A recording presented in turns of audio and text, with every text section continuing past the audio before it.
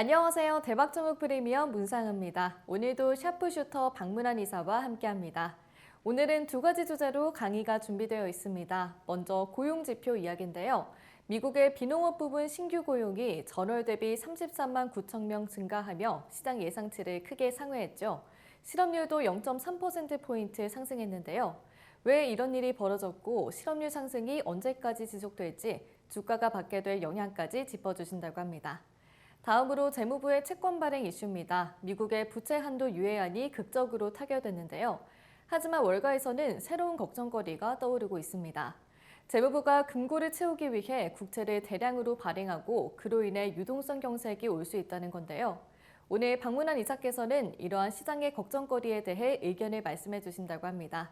그럼 박문환 이사의 스페셜 리포트 지금 바로 시작합니다. 시청자 여러분 한 주간 편안하셨습니까? 오늘은 두 가지의 논제를 분석해 볼 생각입니다. 첫째는 지난주에 발표됐던 고용지표에 대한 이야기인데요. 이 전체 고용 인원은 예상치를 크게 상회하면서 시장을 깜짝 놀라게 만들었습니다. 하지만 실업률도 오히려 크게 또 올랐죠.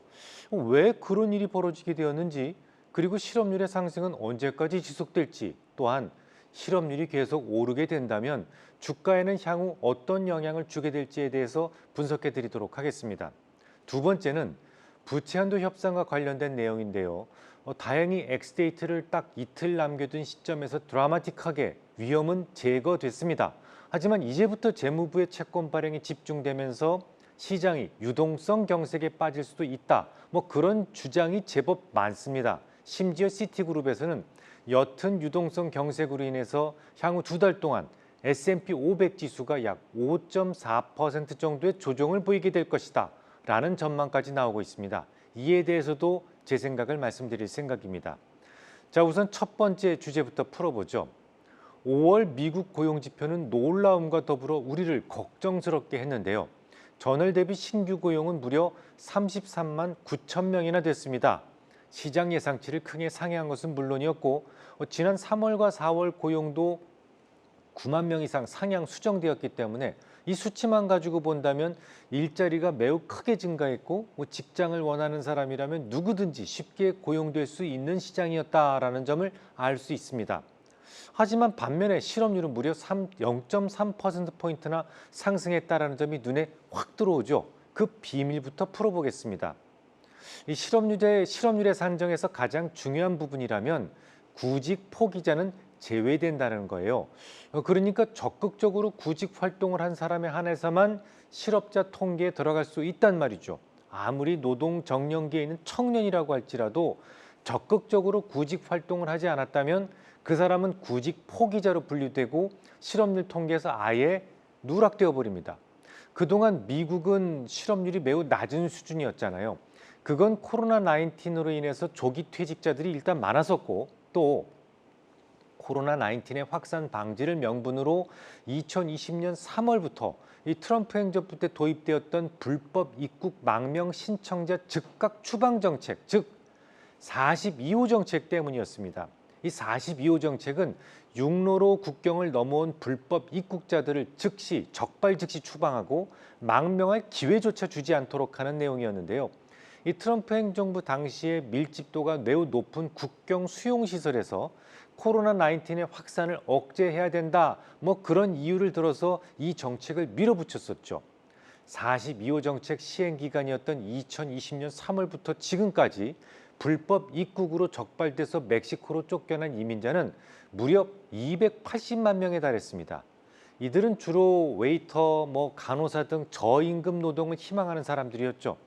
저렴한 노동자들의 공급이 막혀버린 미국은 일하고 싶은 사람에 비해서 일자리가 월등하게 많은 이 고약한 불균형이 지속될 수밖에 없었고 그것이 실업률 하락의 단초가 되었던 겁니다. 또 일할 사람이 없으니까 임금 수준도 계속해서 상승했죠. 하지만 이 정책은 지난 5월 초에 공식적으로 폐기 처분됐습니다. 당연히 이를 기회로 미국에 입국하려는 이민자들이 멕시코 접경으로 몰려들기 시작했죠. 멕시코의 마타모로스 사우다드 후아레스, 티우아나, 레이노사 뭐 이런 접경 도시에는 미국으로 입국하기 위해 몰려드는 인파가 인산인해를 만들었고, 미국은 불법 입국자 증가에 대비하기 위해서 남부 국경 지역에만 2만 4천여 명의 법 집행 인력과 함께 11,000명의 국경 순찰대 코디네이터를 새로 배치해야 했습니다. 심지어 더글러스 니콜스 애리조나 유마시 시장은 국경 지역의 전례 없는 위기 상황에 대응할 지원이 필요하다면서 조 바이든 대통령에게 국가 비상사태 선포를 촉구했을 정도예요. 그럼 우리 진중하게 다시 생각해 보겠습니다. 조금 전에 저는 구직 포기자들은 실업률 통계에서 아예 제외되고 순수하게 구직을 원하는 사람들이 많아질 때 실업률 또한 상승할 수 있다는 말씀을 드렸었죠. 자, 그런데 멕시코 등으로부터 미국의 국경을 넘는 사람들은 백수가 목적인 사람들이 아닙니다. 먹고 살기 위해서 넘어오는 거예요. 일자리가 필요한 사람들이 대다수입니다. 말 그대로 적극적으로 구직 활동을 하고자 월경을 결심한 겁니다. 실제로 지난주에 발표된 고용동향에서 구직자 구성을 보면 연령별로는 55세 이상과 16세에서 24세 등 핵심 연령층 이외의 계층을 중심으로 구직자가 증가했다는 점을 들 수 있습니다. 주로 월경하는 사람들은 30, 40대가 많거든요. 이들 대다수가 적극적 구직자에 속하기 때문에 유입 속도를 적절히 통제하지 못할 경우 미국의 실업률은 어떻게 될까요? 급격하게 상승할 수가 있겠습니다. 결국 물밀듯이 밀려 들어오는 이민자들을 통제하기 위해서 미국은 42호 정책이 폐기되자마자 다시 8호 정책을 시행할 수밖에 없었던 겁니다. 이 8호 정책은 미국으로 망명하기 위해서 하루 최대 1,000명으로 제한된 온라인 입국 신청과 후원자 확보 등 신원 확인 절차를 요구하고 있습니다. 다만 예외도 있는데요.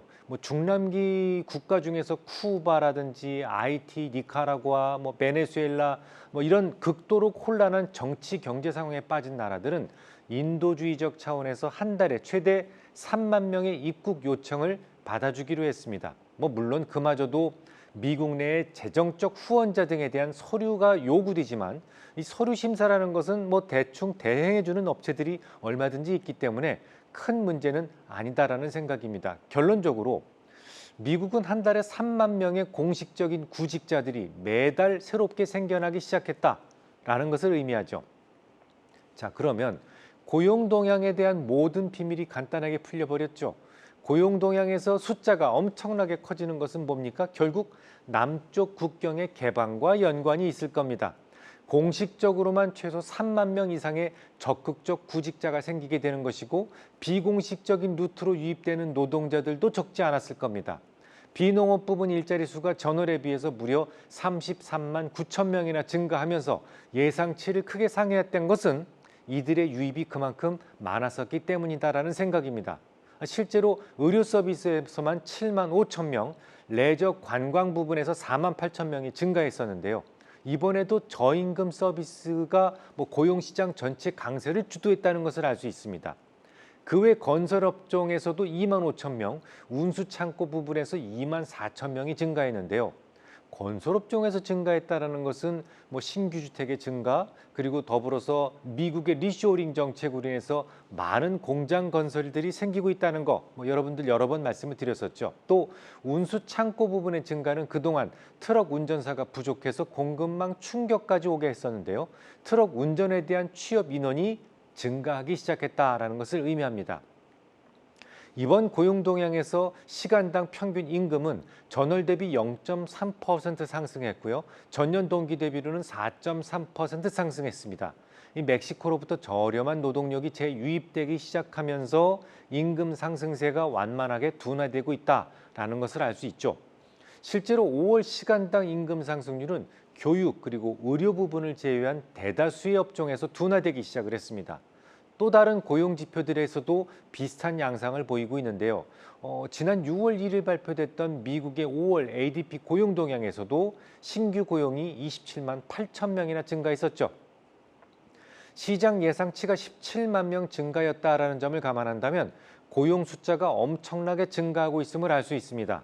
당시 기록도 레저와 접객 부분에서만 무려 20만 8천 명이나 증가했었고 건설 부분에서 6만 4천 명이 증가했다라는 점이 눈에 확 들어오죠. 자, 그러면 앞으로 어떤 일이 벌어지게 될까요? 실업률은 빠르게 상승하지는 않을 것 같죠. 앞서 거론해드렸듯이 42호 정책이 폐지되었지만 다시 8호 정책이 시행되면서 공식적인 유입 속도를 월간 3만 명으로 제한하고 있기 때문입니다. 하지만 비공식적인 루트를 통해 입국하려는 사람도 적지 않기 때문에 실업률은 언제든지 급등할 가능성이 있다라는 부분을 열어두셔야 될 것 같습니다. 실업률이 증가하는 것은 적극적 구직자들이 많아지는 반면에 일자리를 원하는 사람들이 모두 취업된다는 보장이 없기 때문입니다. 만약에 비공식적인 루트를 통해 입국하는 사람들을 제대로 통제하지 못해서 실업률의 상승 속도가 빨라진다면 엔버에서 경기 침체를 선언할 수도 있겠습니다. 엔버가 물론 어떤 근거로 경기 침체를 선언한다는 기준을 제시한 적은 없었어요. 하지만 결국 경기 침체는 고통이 수반돼야 된다라는 점에서 실업률을 아주 중요하게 생각할 것이다라는 추측은 가능하죠. 만약 실업률이 3개월 이동 평균으로 0.5%포인트 이상 오르게 된다면 시장에서는 경기 침체를 강하게 예상하게 될 겁니다. 엔버에서 경기 침체를 선언하든 하지 않든 시장에서는 선언될 것이다라는 예측과 함께 살짝 조정을 보일 수도 있단 말이죠. 그럼 어쩔까요? 지금이라도 매도할까요? 그렇지 않습니다. 우선 국경 통제는 원만하게 잘 유지될 가능성이 높다고 생각을 합니다. 만약에 통제에 실패하고 실업률이 가파르게 상승한다면 조정이야 물론 있을 수 있겠지만 이때는 오히려 절호의 매수 기회가 만들어질 수 있습니다. 지금은 고인플레이션 시대이기 때문이죠. 이유를 설명드리겠습니다. 인플레이션 시대는 모두 물가를 두려워하죠. 물가가 오르는 것을 두려워하는 이유는 연준이 계속해서 금리를 올리기 때문입니다. 물론 어느 정도 물가가 통제된 이후에나 가능하겠습니다만 연준은 실업률이 상승하게 될 경우 금리를 낮춰야 된다는 생각을 구체적으로 하기 시작합니다. 결국 실업률이 오르면 주가는 의당 조정을 받아야 마땅하겠지만 가장 중요한 물가를 낮출 수 있다는 점 때문에 고물가 시대에서는 실업률의 상승이 매우 가파르지만 않다면 거의 무시되는 경향이 있어 왔습니다. 게다가 노동시장은 저가 노동력 위주로 공급되면서 전체 임금 상승률도 낮출 수 있기 때문에 더욱 물가에 긍정적이죠. 소결하자면 미국의 남쪽 국경이 개방되면서 비농업 부분의 일자리 수는 당분간 계속 완만한 증가를 예상하고 있습니다. 물론 덩달아서 실업률도 함께 상승할 수 있겠습니다만 만약 유입되는 인구의 속도를 통제하지 못할 경우 실업률이 급하게 상승할 수도 있겠습니다. 하지만 그로 인한 주가 조정은 매수의 기회가 만들어질 수 있겠습니다. 자, 그러면 다음 주제로 넘어가 보죠. 미국 부채 한도 적용 유예 법안이 5월 31일 하원을 통과했죠. 이후로 6월 3일 대통령 서명까지 완료됐습니다. 지난 방송에서 거론해 드렸듯이 시장에서는 국방 예산이나 IRA 관련 예산이 축소될 수도 있어요라는 말씀을 드렸었는데요. IRA 세부 지침에서 전기차 보조금 지급 기준이 다소 상향 조정된 부분을 제외한다면 따로 예산 감축은 없었습니다. 덕분에 다소 조정을 받았던 2차 전지나 재생에너지 관련주들이 조금씩 평정을 되찾는 모습을 보이기도 했죠. 그런데 말입니다. 정작 중요한 것은 지금부터다라는 주장이 월가에서 새롭게 거론되기 시작합니다. 채무한도 연장이 극적으로 타결되었지만 타결된 이유가 더 걱정스럽다라는 것이죠. 재무부가 텅 빈 금고를 다시 채우기 위해서 국채를 대량으로 발행할 수밖에 없을 것이고 시중에 있는 현금은 재무부의 TGA로 들어가면서 시장 유동성이 고갈될 수 있다. 그런 의미입니다. 은행의 지준이 마르게 되면 대출 태도가 위축되고 결국 유동성 경색이 올 수도 있다는 주장이죠.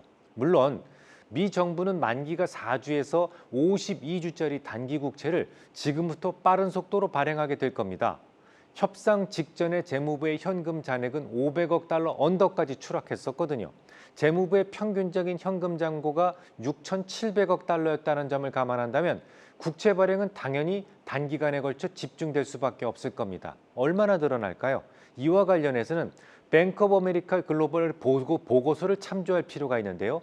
대략 올해 말까지 약 1조 4천억 달러의 단기 국채가 새롭게 발행될 것으로 전망되고 있습니다. 문제는 이 중에서 대략 1조 달러 상당의 채권은 8월 말이 되기 전에 시장에 나올 수 있다는 것이죠.